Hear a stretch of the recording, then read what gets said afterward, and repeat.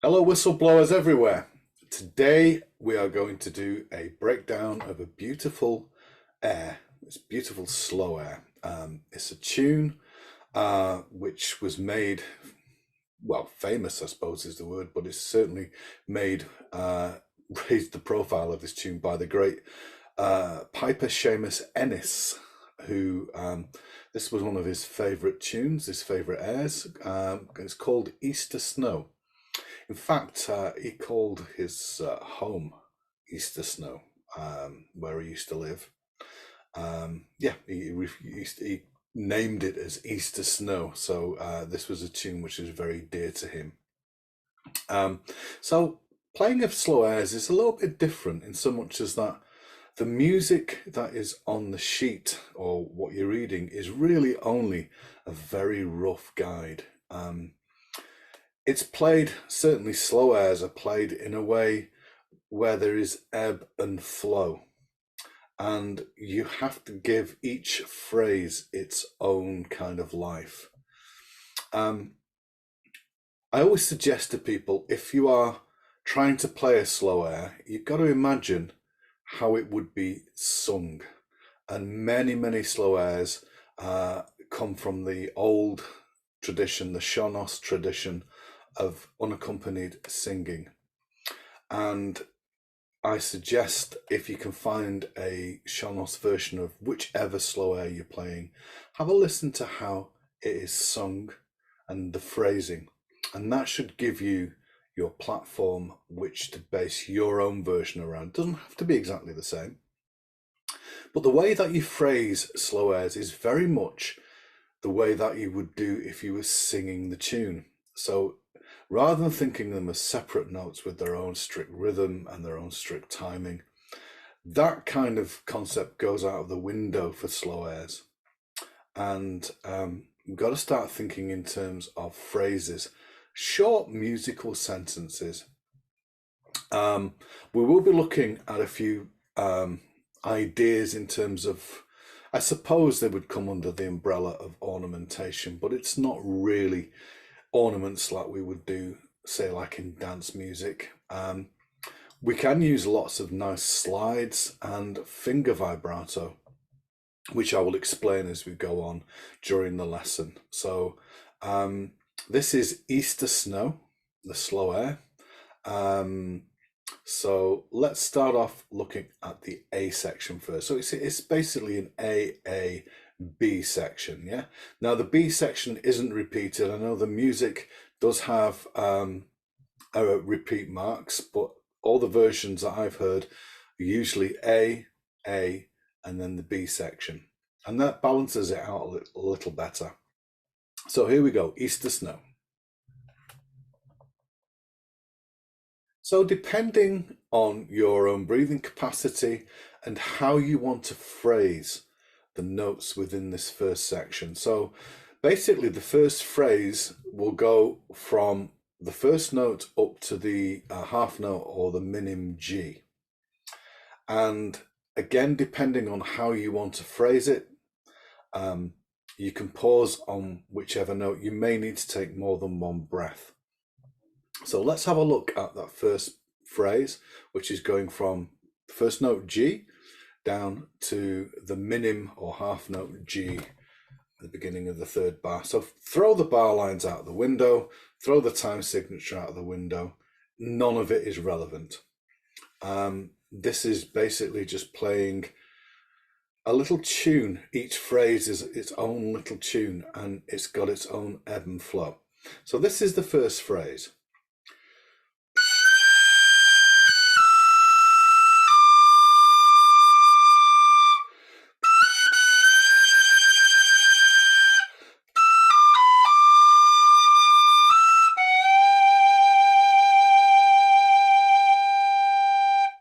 So I'm going to play it now straight without any vibrato, without any slides, and have a listen to the way I'm phrasing it.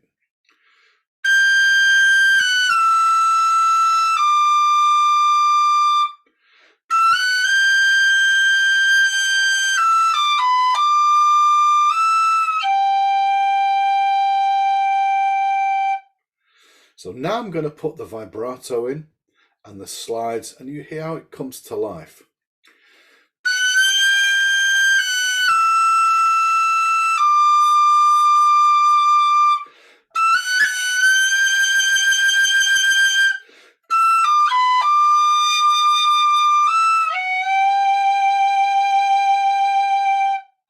So what am I doing?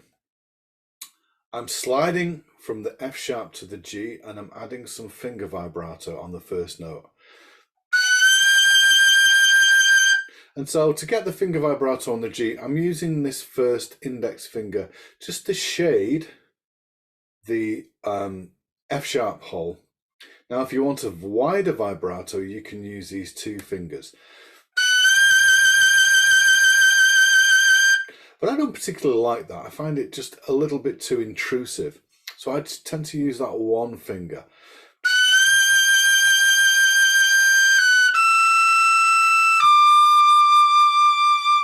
Now for the D, you can't use finger vibrato. So we have to use that, what we call pulsing. Some people call it diaphragm vibrato. I'm not sure if the diaphragm is actually involved too much in this. It's more of an abdominal vibrato, or I'm going to call it breath vibrato. So what we're doing is we're just blowing a breath out in a constant stream and pushing from here. We're going. So if we hold the D,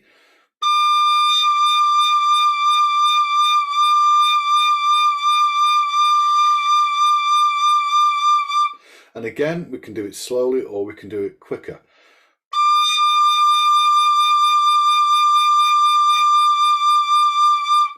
And again, it's got a different effect from the finger vibrato.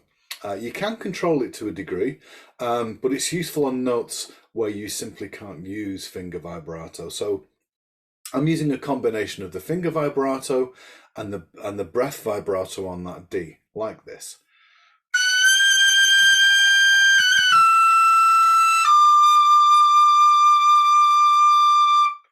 So the next phrase. So there. So I'm using a cut and a slide and the finger vibrato.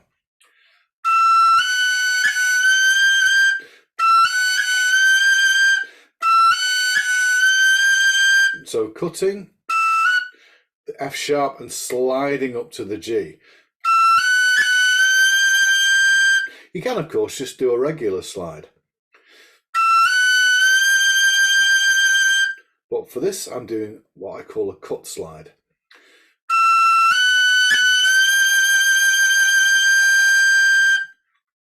So within that few notes, I've got quite a few held notes, and we've broken them down into smaller little phrases.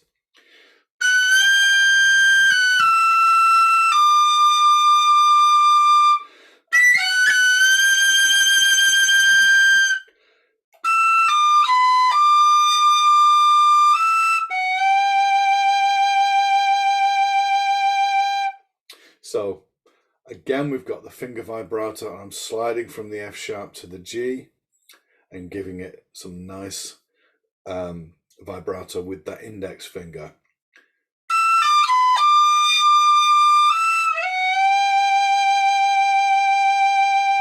So let's join up that whole of that first phrase. No point counting in because there is no time.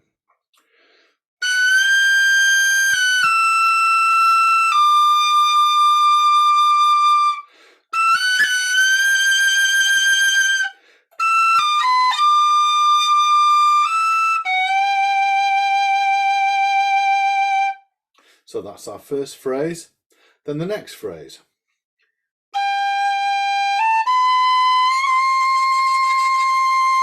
So there, I'm doing a slide from my B, and then and as soon as I'm getting to the C sharp, I change to the fingers of the C natural.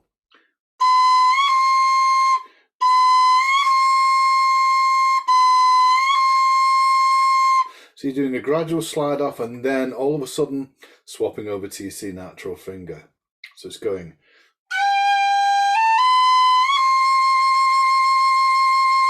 Now for C natural, if you're fingering C natural like that, then I would use that finger. For the two-fingered C natural,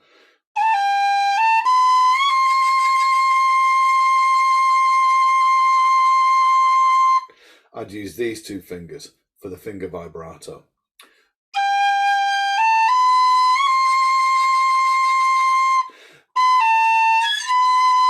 And then, so I'm sliding off the A to the B.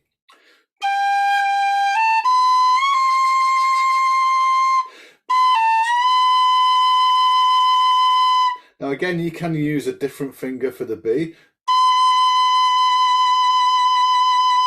Now you can actually use that note, or you can use again these two fingers, but it's a very subtle vibrato, that.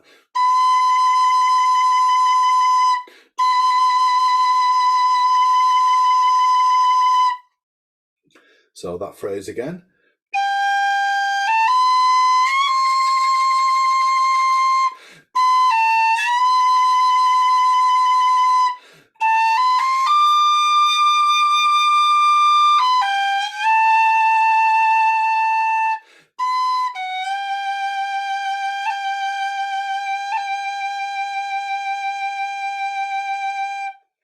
So the second phrase, I'm pausing on certain notes just to give it a nice drawn out feel.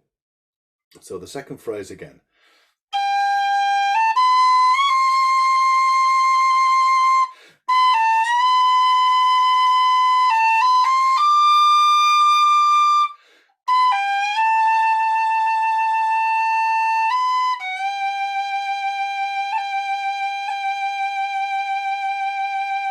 And separating the G's with cuts.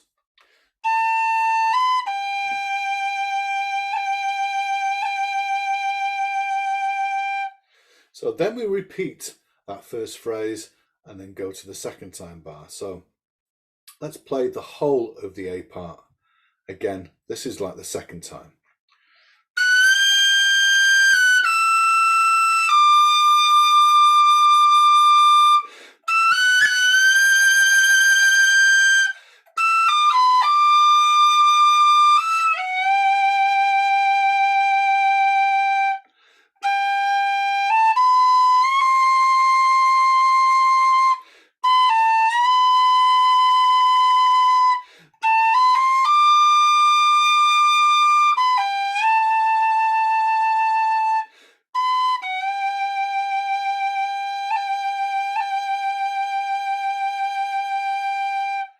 So with your finger vibrato, try and keep it rhythmic, so it's like a nice rhythmic wave. Yeah, keep the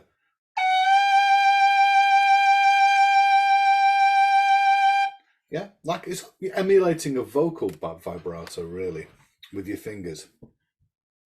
So after the second time bar, this is where we go on to the B part. So we start.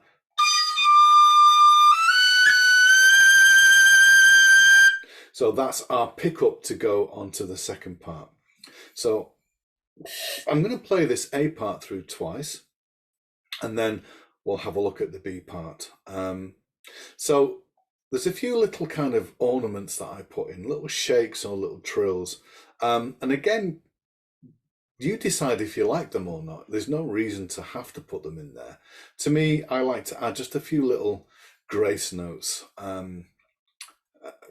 To me, it just enhances the tune, but with slow airs, you've got to be very careful not to overdo things.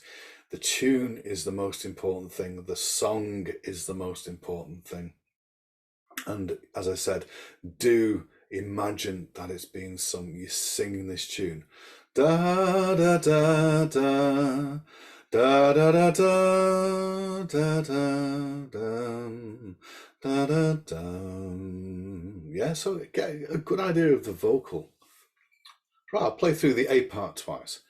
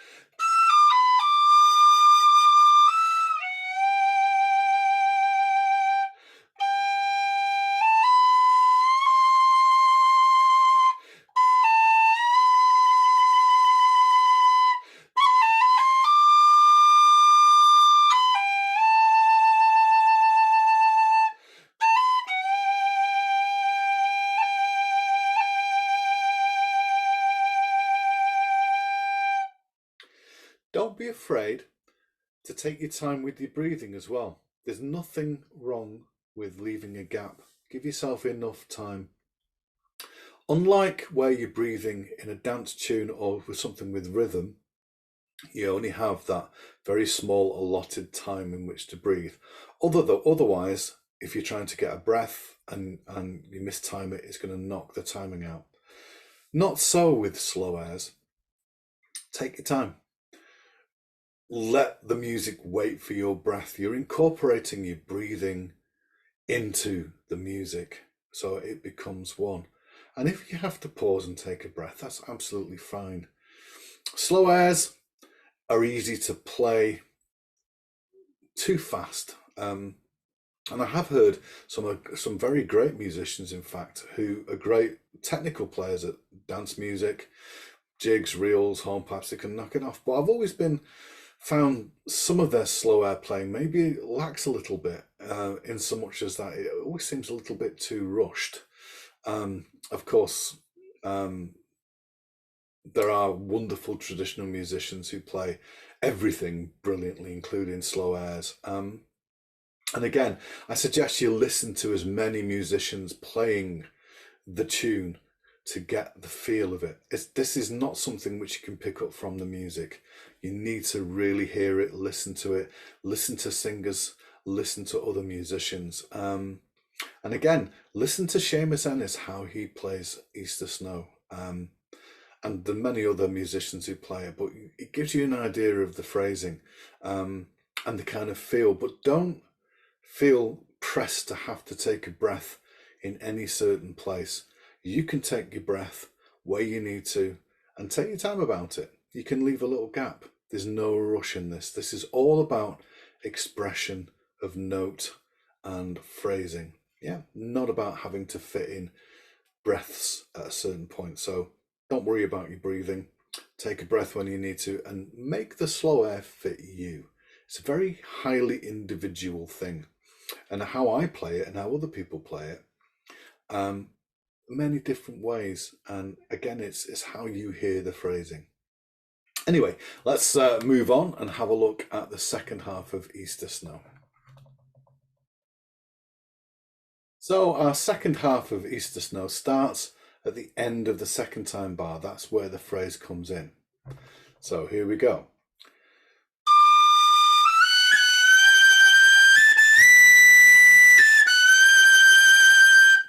So again, thinking about the phrasing.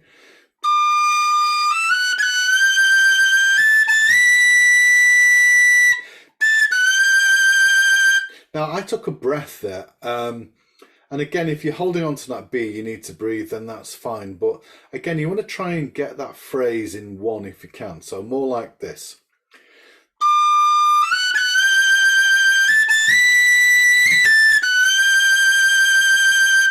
It flows better that way rather than having to take a breath. But if you need to take a breath, then lean on that B and do this.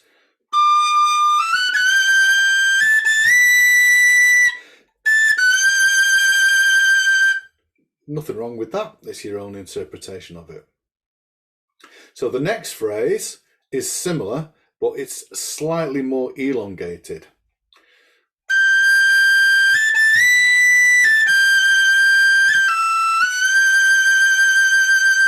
Again, using that slide up with the finger vibrato. So let's join those two phrases together.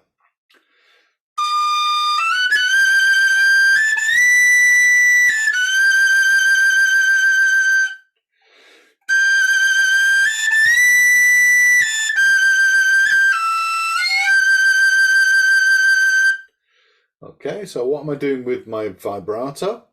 G and then the B.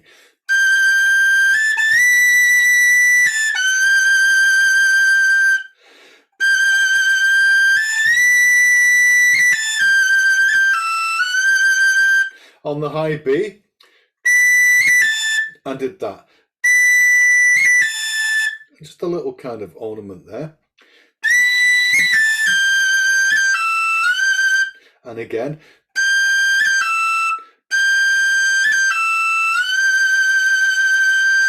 So let me play that again slowly.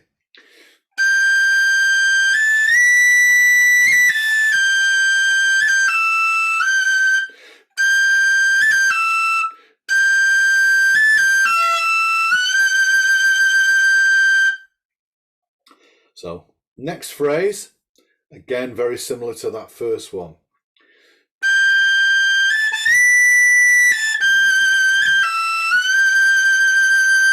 And I'm using that.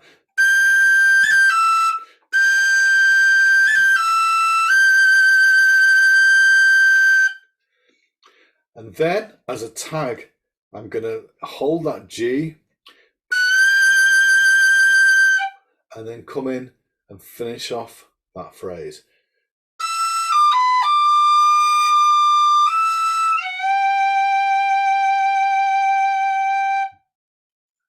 So that's our kind of B part.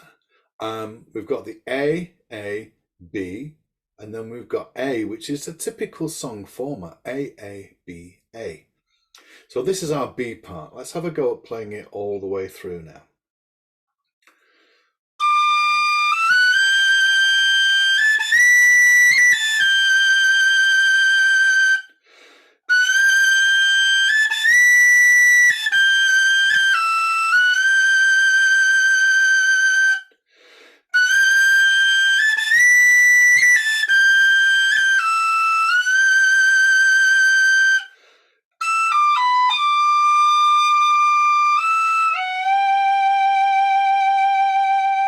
And then we're dying away at the end of that phrase with that.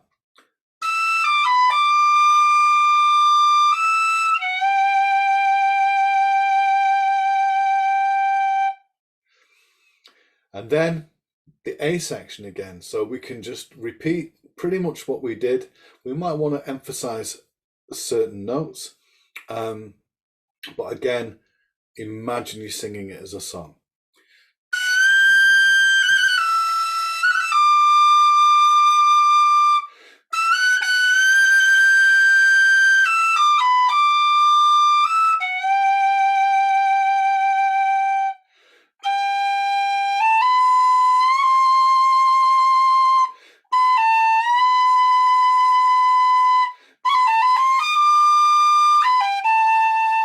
So on that triplet, so I added a, so B, A, B, C, D. So I'm just adding a few little notes.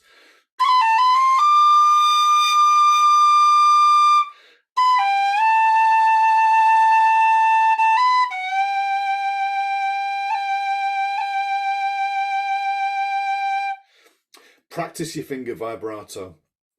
It's not something that comes straight off, and it's something that you need to sound and practice and record yourself and listen to it. That's always a good way of going forward with the finger vibrato.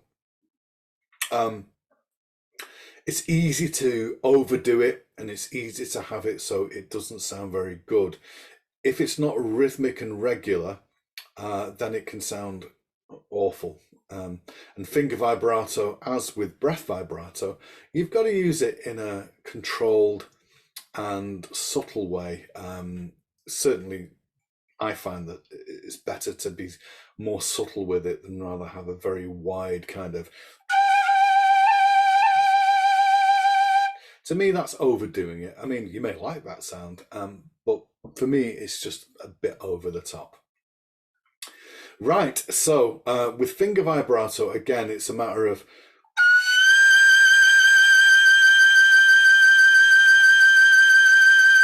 so with the G, with the E, with the F, sorry, E. E's a tricky one because you've got to really, you can either use this or just half.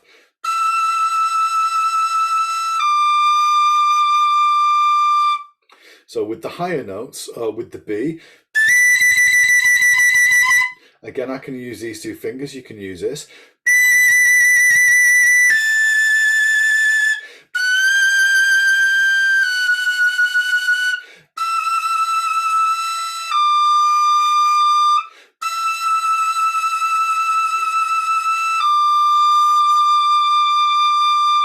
And again, breath vibrato, same thing. Keep it rhythmic and keep it so that it doesn't sound too wide. It can easily spoil a lovely air by incorrect use of vibrato. Right, so now that we've got both sections, I'm going to play it through with a few little added ornaments. And if you like what you hear from what I'm doing, then feel free to use them. Again, always with slow air playing, imagine the melody, you're singing it. In fact, get used to the melody. Throw the music away as soon as possible, as it doesn't really serve any function. I'm only putting the music up as a guide, but the guide really isn't going to be much use to you in terms of counting rhythm. It gives you the notes, but you may as well, as I said, throw away the time signature and throw away the bar lines, because they are, in this case, completely superfluous to what we need. Learn the tune, hum the tune, sing the tune, get it into your head, get it into your soul. I like that, yeah. So that you can really feel how it's meant to sound, how it's meant to be expressed, yeah. And get used to the tune, really know the tune well. And as I said, don't be afraid to play your way that you feel it. And nobody, as long as you're playing more or less the same tune, nobody's going to say you're doing that wrong.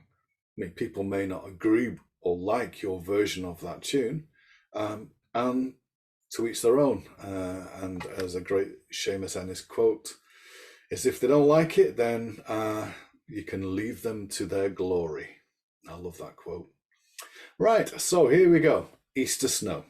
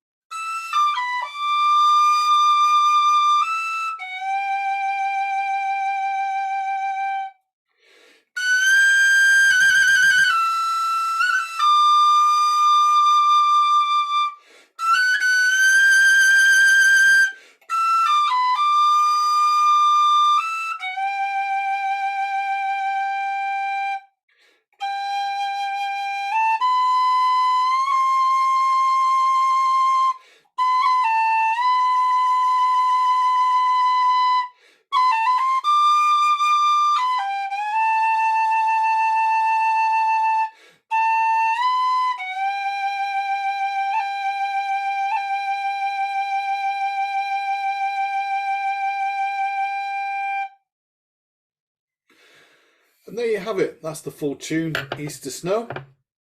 So, things to take away and think about. Phrasing. Yep, phrasing is really important with slow airs. Think about the beginning, the middle, the end of the phrase, where you want the emphasis on the long notes to lie. And think about using your finger vibrato in a way which supports the melody rather than just gets in the way and can easily become annoying. So, yes, tempo Take your time. Um, no rush with slow airs. In fact, um, as I said, sometimes some musicians can play them, even really great musicians can sometimes play them, in my mind, a little bit too fast. I prefer them on the slower side, more expressive. And also think about how you would sing it. And I do suggest you listen to as much of the old solo unaccompanied Shanos singers, Margaret Barry, for instance, listen to her singing and you'll get the idea of what a slow air should sound like.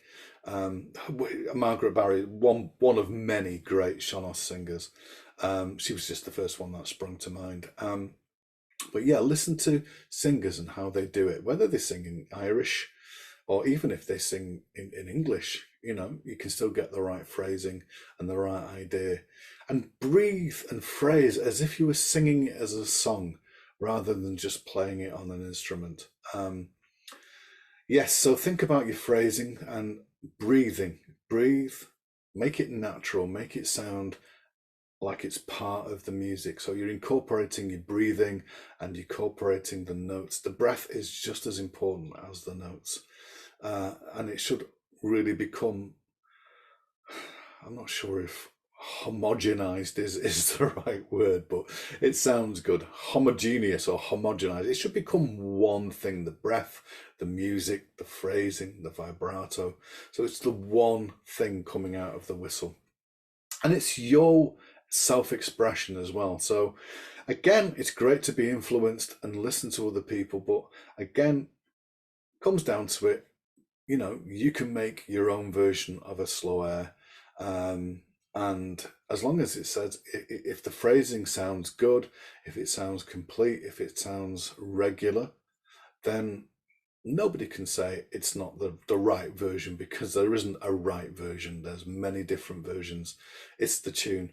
And, some versions you might prefer listening to, other versions you might think, oh, that's a little bit too quick, or another version you might hear say, oh, I'm not quite sure on the phrasing of that version. But who's to say which version is right or wrong? And it really doesn't come into it. The idea and the notion of right and wrong in slow air playing, it really just doesn't come into it. It's how you hear it, it's how you feel it. It's the emotion that you want to convey. So anyway, that's enough of me droning on about nebulous ideas. Right, so yeah, if you found this tutorial useful, I know it's been a very different kind of tutorial from what we usually do, but slow airs are a very different kettle of fish, and they do take a very different approach. And many people, myself included, people have the idea that slow airs are easier to play, but they're not. They're more difficult. To play a slow air well and to play it with the right feeling and the right phrasing, I think it takes more skill than to be able to play dance music. And so usually when I'm teaching, I normally don't start off with slow airs. Slow airs, I normally say, okay, let's see, get your rhythm, get your counting, get your phrasing, get all your breathing right first, because slow airs, you have to have all that, I think, together before you really try and, make the most of a slow air. So they are deceptive. And to the untrained ear, I think slow airs can sound, oh, they're very easy, but they're not. There's so much subtlety and nuances into slow air playing. However, if you are a beginner and you want to try and play this, I suggest you have a go, because there is no right or wrong time to start playing airs. As I say, lots to think about. But yeah, have a go at this tune and see if you can figure out some phrasing and some of the breathing. And again, work on your finger vibrato. So if you found this video useful, and I'd appreciate it actually if you could subscribe to my Whistleblowers YouTube channel. There's always lots of new content in the pipeline. So if you've got any questions or any comments, then you can leave them in the comment section below. And if you would like to share this out amongst any of your whistle playing friends or family, or even if they don't play whistle, you can share it out to anybody you like. Anyway, thanks for sticking with me through this slow air tutorial. Lovely tune, Easter Snow, and I suggest have a listen to Seamus Ennis play it. It's a beautiful version, and I'm sure there's a version of his up on YouTube or somewhere. I'm sure you can find it. Easter Snow. Right, folks, that's enough from me, and hope to see you all again really soon. Bye-bye for now.